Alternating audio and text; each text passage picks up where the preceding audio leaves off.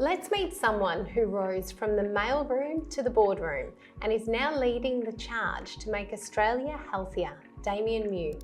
I'm Kate Save. The Inspired CEO starts now.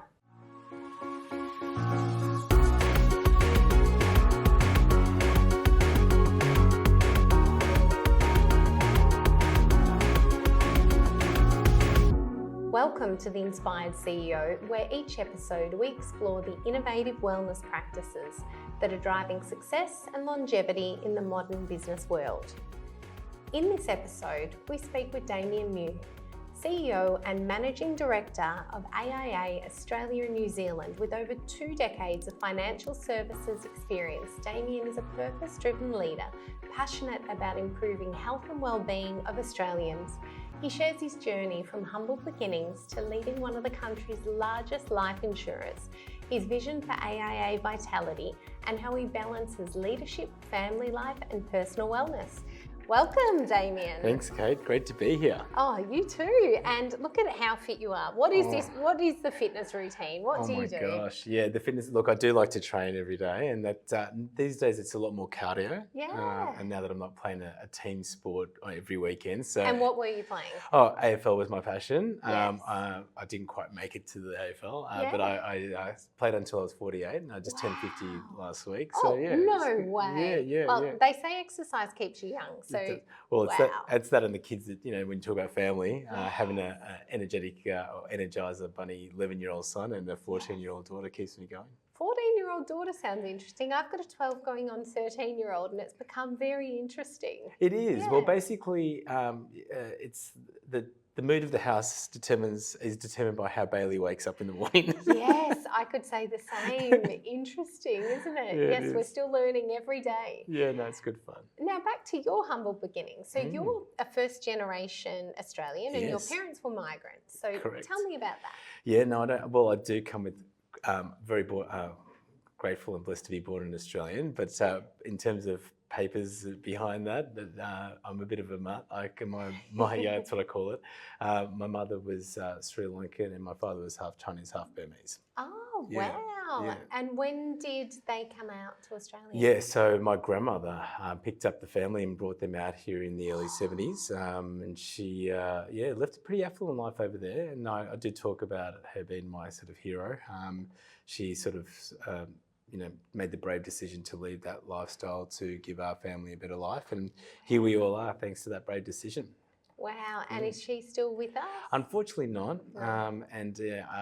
but I often reflect on it. I didn't realise she was my hero until much later in life, but just the way she, when we talk about purpose-led leaders and so on, she was absolutely a living example of that every day, and I just did it through actions, not words.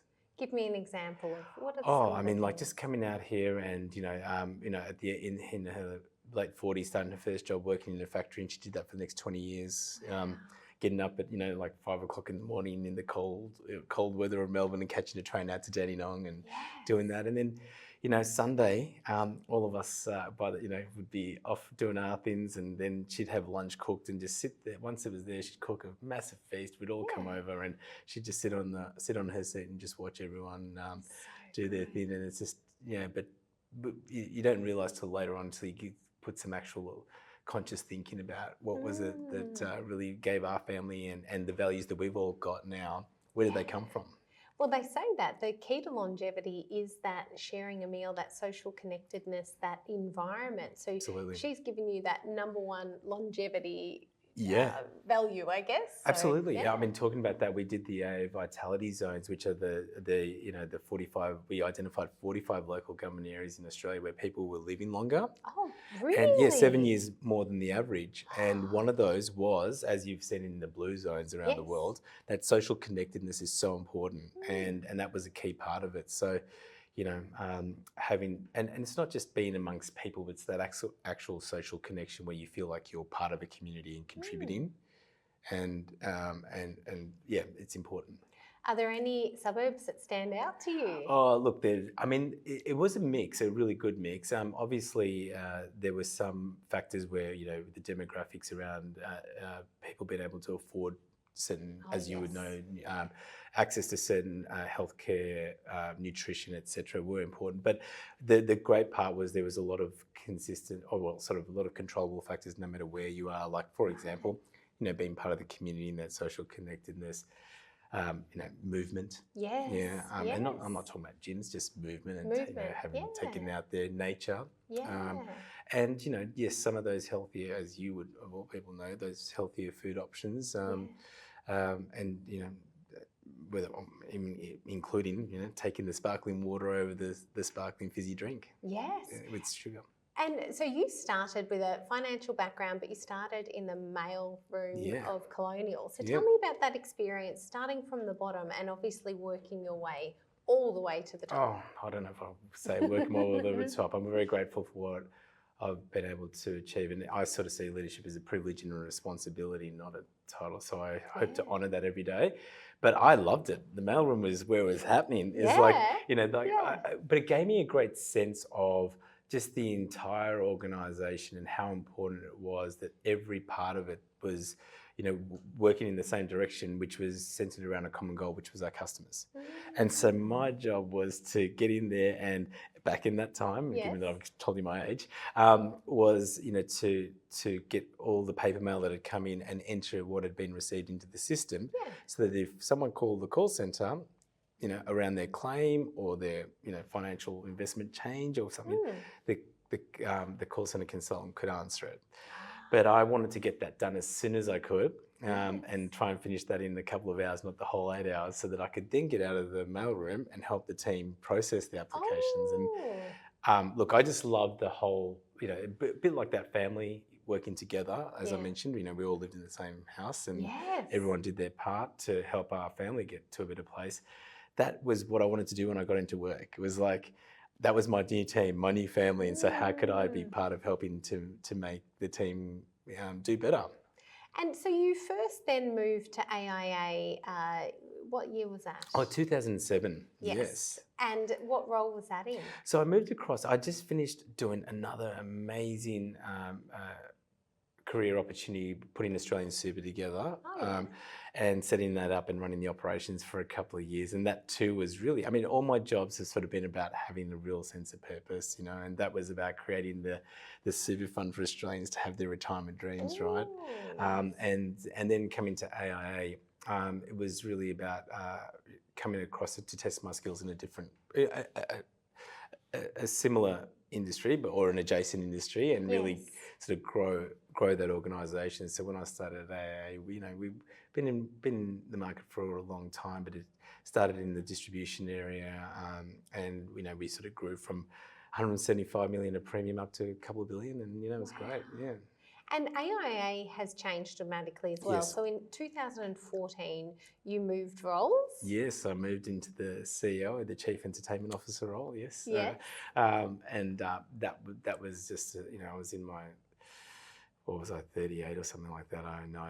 Like anyone who moves into the CEO role for the first time, you don't know what you're really in for. And you're a new parent then too, or your kids are very young. Yeah, they were, Bailey had been born, my little backpack, and so she and I were, that was just amazing. But look, I guess, when you're doing things you love, you find that energy. Yes. But and we might talk about the shadow side of that, right? Which is, is that energy coming from endorphins or really looking after yourself from a well-being perspective? And,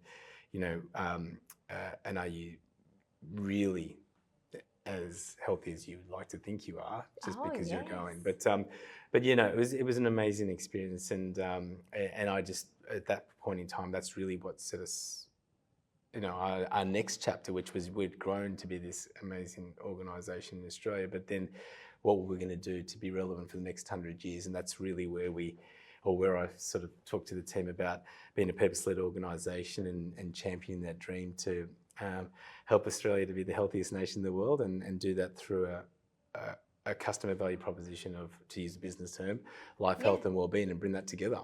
And so how does AIA do that? So for people watching, they've probably seen, or certainly would have seen the branding around the Collingwood Centre Vitality Centre. and everywhere else, but they may not understand what AIA really does. Apart from the life insurance, what else? Yeah, the life insurance is really important, obviously, because we're there to, and not just, to help protect Australians and their families when they need us most, but also to help them get back to, we call it return to wellness and return to life. Right. So if they've had an injury or illness, how do we help them get back? And, that's the important part alongside just the financial payment, because, people want to get back to a productive life, but if you can't go back to what you were doing, how do you, what's next? Make that next? Yeah. So, and really, for example, it's sorry, I know we're digressing a little bit, but I think it's important to note that, science and medicine and technology has played such a great role in we're a sponsor of the Mother's Day Classic, and you see the survival rates of breast cancer, but is in the 90s, but only 38% of women who go through breast cancer return back to work. Really? Yeah. So, there's those stats that are really important. So how are we helping after going through such a emotional and physical journey and tragedy, and to not being able to have that support to get back to work. So that's really important. That's interesting, isn't it? Because it's so much more than just about health. Then it's the mindset, it's the resilience, it's the support. And so, what is AIA doing in that space? So. Yeah, I mean, and so that's why I love what you're doing. Because it's actually it is around supporting with that exercise physiology and that nutrition that makes such a big difference to the recovery, and then the confidence. It's all interrelated. I mean, if you don't feel well mentally, you're not going to eat well. If you don't feel well mentally, you're not going to get up and do the exercise, and vice versa. Sometimes you need to do the exercise to kick off those endorphins to feel well. So it is all interrelated. So we have our cancer coaching programs. Our programs for mental health, around our mind fit coaches, and the main areas you would see a lot of the life insurance claims. So, cancer, musculoskeletal, mental health. Yes. So those areas, but yes, but at AA we've got the life. We also have the health insurance. You can't have a life, health, and wellbeing proposition without having health insurance that goes with it. And the wellbeing is vitality, and that's really about saying, if we want to help people, have healthier, longer, better lives, we need to be there when they're well, not when they're well. sick. Yeah, be well, get well, and really think about how we can support them right throughout the journey, because longevity isn't about tomorrow; it's about today. Yes, and it's the little things, right? The little things. It's not. I don't want to overwhelm anyone. I think corporate organisations need to take some responsibility, and some big brands for sort of making it very sort of overwhelming or out of reach for the majority of people, because they think they've got to lift these heavy weights or eat these strict diets or compete in these marathons. It's not. It's take a few extra steps. I mean, we did the largest study into mental health in the world with Quantium from here in Australia, and it showed that people who average 7,500 steps versus those that average 2,500 steps a day, well, those that average under 2,500 steps a day are 200% more likely to have a mental health issue. Right. So it's not just about the physical health. So not at incredible. All. Not at all. For anyone who got up and did exercise today, I think you start the day differently. You feel differently throughout the day, and you're motivated. Absolutely. And there's something about that consistency and that preventative aspect of health that is not on the priority list even for the Australian government. I think prevention is 5% of funding or something like that. You've absolutely nailed it. So look, I sort of talk about it as, and I know that some other my colleagues represent, share the same view. We have an amazing sick care system in Australia. If you get sick, it's one of the best places for the treatment facilities we have. So we should not take that for granted, and we need to continue to acknowledge that and invest in that. But if we want a healthcare system, healthcare means we're taking care of our health, and we've got to do that every day. And and really build a system, to your point, that's more focused around that prevention and that support to be able to stay well if you are well and be well. Yeah. So tell people how the Vitality program works. Well, the Vitality program, we were very fortunate. I was very fortunate to be able to be part of the team that brought it to Australia in 2014. But it was founded in South Africa by Discovery and some amazing individuals. And what's different about it is it is the world leading health and wellbeing program, and it's founded on behavioural economics, which recognises that you need to bring the component parts together. So knowledge and education is important. So that creates the awareness. But even if we're aware of something, there may be barriers that stop us from doing something about it. Absolutely. So the second part of that is, once we've created the knowledge and you have your Vitality age and your pathways, how do we remove barriers? Tell us about Vitality age. That's skimmed over that. People will love that. Yeah, that's important. Your Vitality age is your lifestyle age, right? Yes. And what we're trying to do there is to create the emotion to help people understand that, while your chronological age might be X based on your date of birth, your lifestyle age brings the present bias into the equation, which is right. So the things I'm doing now may actually have positive or detrimental impact to my health long term. So based on how we're living and what we're eating, what we're drinking, how we're sleeping or not sleeping, all those things are really important factors in terms of our lifestyle age. So I'll give you my personal example, because I don't want to sit here, anyone thinking that I'm claiming to be some health guru, or I struggle with being able to keep the balance every day. Yes. Right? And so, when I did my Vitality age, I am thinking, great, I'm going to get this great score because I train every day, I don't eat fast food, do all these, do my exercise. But unfortunately, my Vitality age was actually 1 year older than my age. And I was like, well, what's going on here? Yeah. And it was the fact that I wasn't eating regularly, although I was eating healthily. I was not getting anywhere near the amount of sleep I needed. Yes. And so those factors were really playing in. And then I, followed that up with doing a little bit more work with one of our, very long-term AIA ambassadors, Dr. Jamie Lee, around the health quotient. Yes.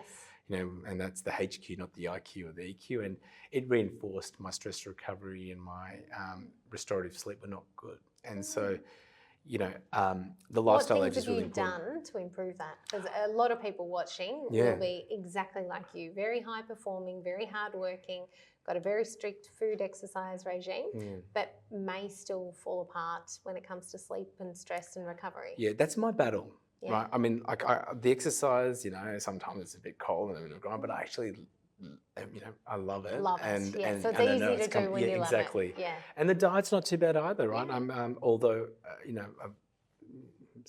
interesting insights around that, like I think that we can all, that you talk about and we can all share, but fasting and skipping meals, you mentioned, not eating regularly, and that is a number one habit. People say, well, I'm intermittent fasting, and then you check in, what is the first thing that they ate, what was the last thing that they ate, and it's not always what they intend on eating. So the fasting as a habit might be good, but then what happens during that period when they are eating is unplanned and not necessarily going to meet their requirements. And it's absolutely, and it's different for everyone. So for me, I started fasting not because of diets, but because I used to feel tired in the afternoon after eating. And then I worked out, actually, during the day, I'm a grazer. Yeah. If I just have, my handful of little nuts here and have but I'm grazing through the day, I keep my energy levels up. So good. But you have to trial and learn. It's personal, right? Yeah. And there's certain foods that definitely affect my mood and how I feel. But the sleep, what do I do?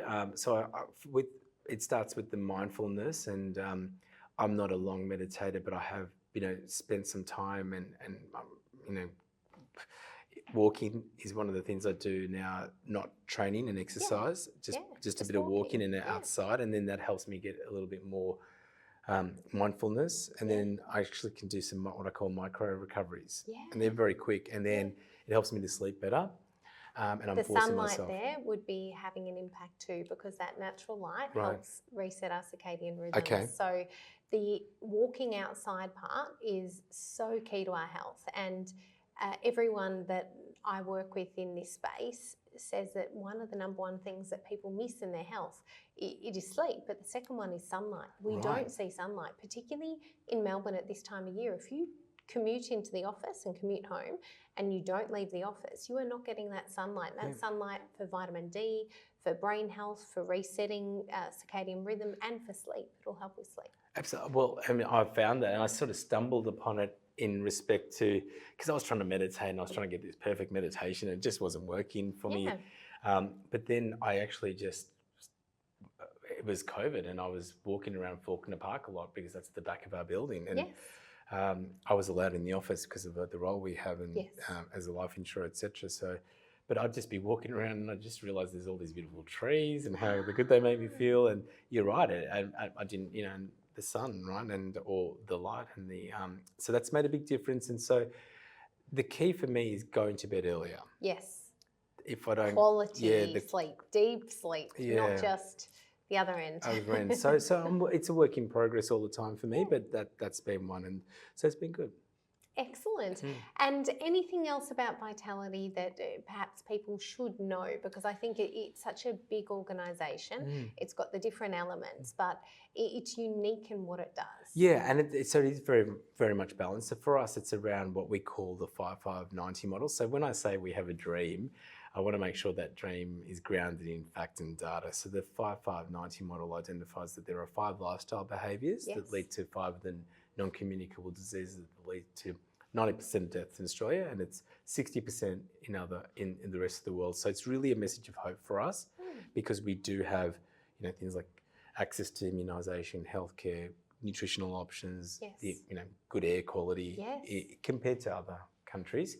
So that means we have the ability to really achieve that dream if we can make those small changes around move well, eat well, think well, plan well, and the environment. So, you know, that the program encourages those, and so we remove the barriers and it could be a cost barrier. So we pay 50% of your gym membership, or it could be, as I mentioned, access to nutritional information or dietitian. We do that, but then the third part of the economic behavioural pattern is so we've created the knowledge and awareness. Remove some of the barriers so that you can start going.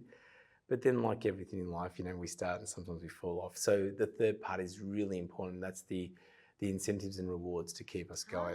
So we have the weekly rewards for getting your points, which could be from your sleep or your exercise or other things, or your diet, which are just, you know, your active rewards could be your $5 Woolworth voucher, but then we have the big ones, which are, you know, 50% off your Virgin flights, or your Endota Spa treatments to reward you. So you are working towards those goals. But can I just tell you, Kate, people love their $5 active reward. Wow. People do not want to miss it. Gosh. And so it so you see at a time that people are just, the steps are going through the roof or whatever those behaviours if they don't get their weekly reward, they're really annoyed, and they can track it on their Vitality app, obviously. And there's so many, it's not just exercise or whatever, but a good example is, you know, we partner with CBA Bank as their life and health insurer, and we put the CBA cash benefit on for that $5 you could redeem it, and within, I think, 3 months, $1 million was deposited into CBA accounts. So,